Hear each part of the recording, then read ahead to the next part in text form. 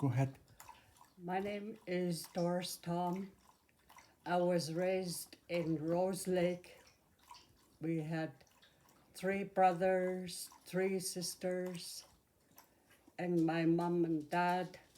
My dad was very sick with TB, and they took him to the old hospital, which was now called George Brown Center, that hospital there. And that's where we were all born. And my mother, my dad's name is Francis Michelle Tom. He's originally from across the lake somewhere. And my mom is Hazel Michelle. And she got married to him. I'm not sure when she got married to him. But after my my mom's husband passed away, I was really angry. I kicked the hospital door room. I want to see my daddy. I was only 10 years old. I cried and cried. I kicked it, and finally my older sister Edna and my mom let me in. And Dad finally told them, let me in. He talked to me. He said, you look after your mom while I'm gone. I'm going to be going soon. It's really hard to lose loved ones when you don't have parents. Without them, it feels like we're nothing. I loved them both since the day, till the day they both gone. And before my mom was going to pass away, while she was still alive and able to walk, she dragged me right through the swamp and everything. Would teach me how to set net, not net, rabbit snare. That I learned. And on myself, on my very own, I learned how to pick berries. And my late grandmother, which was Sarah Joseph from Quick, BC, she passed on. And I have several aunties. Most of them passed away, just one left. I have three brothers and three sisters. My nephews, two of them got murdered. And it still hurts. We were taught everything in the bush, what kind of medicine is good for you on land. And then Mom, the welfare, they moved us into Broman Lake, right on the reserve. That land used to be the late John Thomas's mother's place. That his mother gave that land to us, which should have been written in paper on her will. I remember that. And she didn't want any of other families to move in to that land until one day the Witsout and they called themselves chiefs and secretaries and everything. They took over everything on us.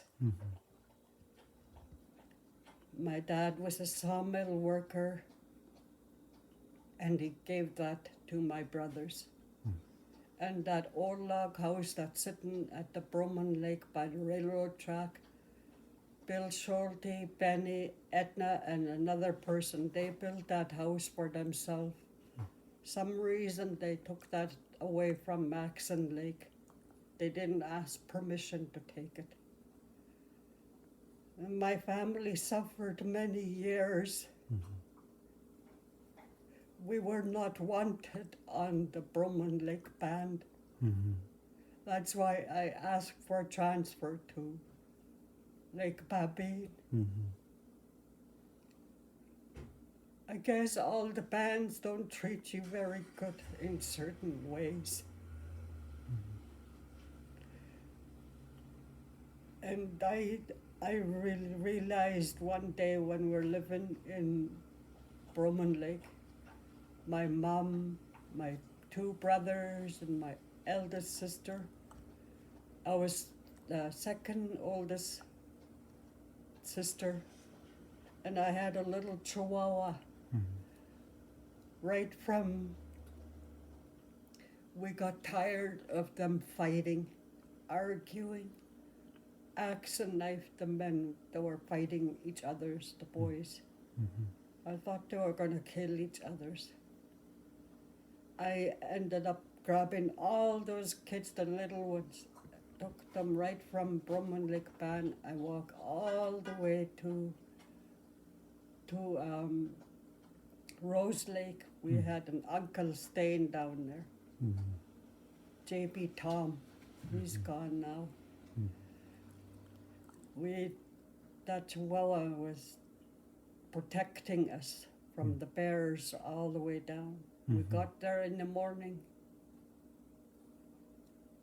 There was things that shouldn't have been going on in family life. It was unfair living. Some people that do go into foster homes, I have been hearing things. We didn't want to go to foster home. Me and my brothers, sisters. Mom, they took her to jail. I don't know what she did. My oldest one was living in Prince George. They took her to jail and they were trying to put us in a foster home. I didn't want to go there because I know what they do to young children. Whip them and molest them. It's not good.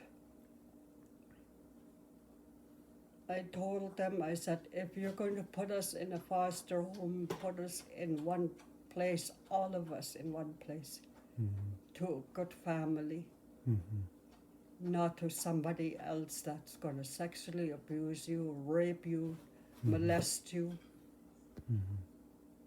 That's not fair for Native children to go to white man's area to live there.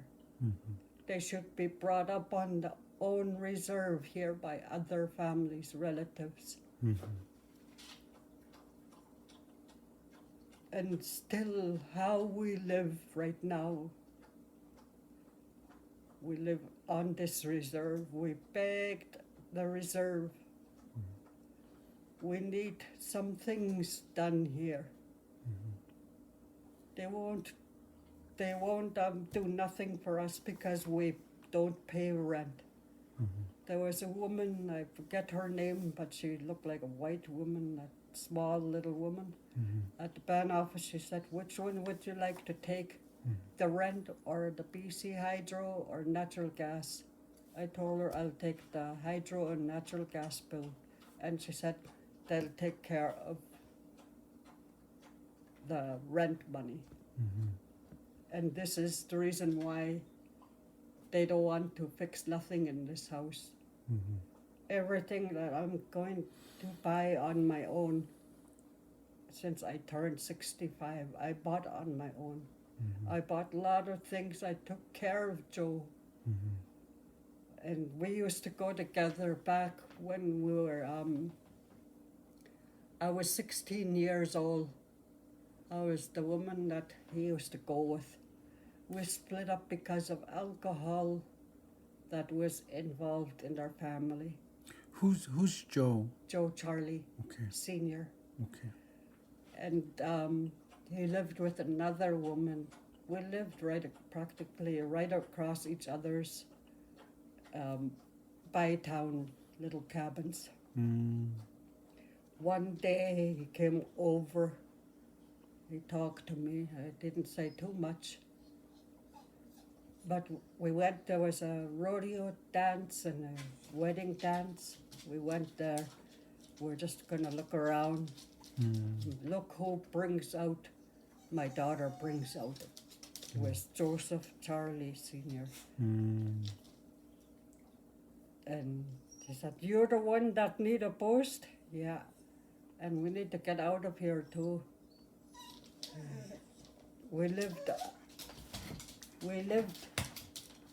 on the down at the beach, me and my daughter, because while I was married to someone else, I woke up in the morning. One day, she said, my dad touched me.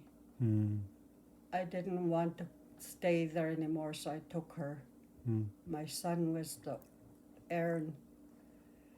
He was always into trouble, going his own way. I told him, one day you're gonna crash into the wrong person, and you'll never forget that. Somebody is gonna meet, you're gonna meet his match, your match. And if you don't, one of these days, you're not going to be on this earth. If somebody comes along and hurts you or kill you, he listened. And now he's got a wife. I don't know her too well. She's from Toronto. She's got 2 kids. He's looking after her. She's a social worker. And all my kids are all living on their own. And Joe Jr., Wilford, Elizabeth, they all on their own. And Elizabeth has children, I'm not sure, 3, 4, but I look to them as my own daughter. I don't mistreat them like they're I don't push them away like anybody else. You gotta learn to love your what you call your spouse. My spouse's children. Children, yeah. I don't push them away. I know that other people do. They don't like having the other spouse's children because of some reason. You gotta love them, care for them. And if they need groceries, I give it to them. Help them out a lot. I always have lots of food. And I was glad to be, they don't call me stepmother, they call me mom. And I kind of looked at them as my own. I don't push them aside because they should be loved. Yeah. Just like any other children. Don't matter whose children they are. And I've been living here in this house for a long time with him. We looked after each other. We cared for each other. When one gets sick, the other one looks after you. If he gets sick, I look after him. I have a better life without alcohol because alcohol is the main reason why the people get killed on this reservation and other places. Yeah. I didn't want that for my life. I told Joe, what the heck are we doing with ourselves? He had a 40-pounder whiskey and I had a whole gallon of whiskey. I told him the couch was way back there then, sitting by the window.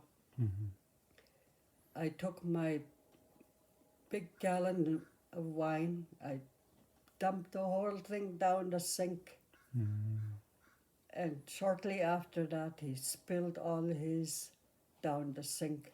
And we haven't drank very much, only on invitation weddings. We don't, like, we used to drink every day, go out early in the morning, don't come back till late at night. Sometimes we're gone to jail. And that life I didn't like. It's no good. It ruins your life, your self-esteem and everything else that you should have in your own heart. I used to go to church at Living Waters. I miss that, worshiping the Lord. Yeah. I haven't seen that anymore since that old pastors are all gone. In house meetings, they used to have it when that Mrs. Patrick lived up here on Center Street. I forget her name. She had a house meeting. We went there. Everybody was just bouncing up and down, praising the Lord, thanking God for everything. And we looked at that kind of life because we prayed a lot for everybody else. Yeah. And people still remind me of how we used to be when we used to praise the Lord. And people call us down because we're Bible punchers. At least we know one day we're going to go to the right place. And that day comes for anybody else to call us down like that. They need to know when the doors are open in heaven, what are you going to say when Jesus asks you? How have you been doing? If you've been mistreating people on the res, anywhere in this world, they're my people, he says. Don't treat them wrong. Don't matter whether they're black, white, brown, of all nations. They need to be treated like that. Everything in this world is really bad right now. That disease is going around now. They're talking about another one. It's like itchy all over your skin, another disease in Toronto. That's scary. There's earthquakes, there's tornadoes. It's all in the Bible. What I read when I used to read it, I still remembered. It's just like a tablet in my heart. Sometimes I think about it. It's really scary to know when the rapture comes. I have movies on 4 different raptures. People's clothes were all just sitting there. All their cell phone. And the babies were gone. The whole world, that movie that showed me that. It comes out right out from the Bible. That's what they call it. They call it the book, but they don't call it the Bible. The Revelations on another one too. That's a rapture. War. Everything about wars. I believe that one day we all going to see our parents. It hurts here still. It never goes away. But in God, I will trust in everything. Sometimes I feel like crying so terribly. My spouse asked me, "What's going on with you?" I miss my parents, my nephews, my other brothers that are still living, I miss them. Mm-hmm. There's not much of us left here in the family. Mm-hmm. Everything I knew, my uncle, he committed suicide years ago. Mm-hmm. Leonard Tommy Joseph. Mm-hmm. I've asked Grandma if I can go out. Mm-hmm. So I went out. She kept me back, but I ran out, sneaked out on her. Mm-hmm. I told her that Uncle said he's going to shoot himself because he loved someone that fooled around on him. Mm-hmm. Found her underwear at the guy's place. Mm-hmm. So I begged Grandma, go see him. He told me everything. He's going to commit suicide. Mm-hmm. I went running out there. Grandma told me, she said he's just going to go hunting. Mm-hmm. I saw him shot himself.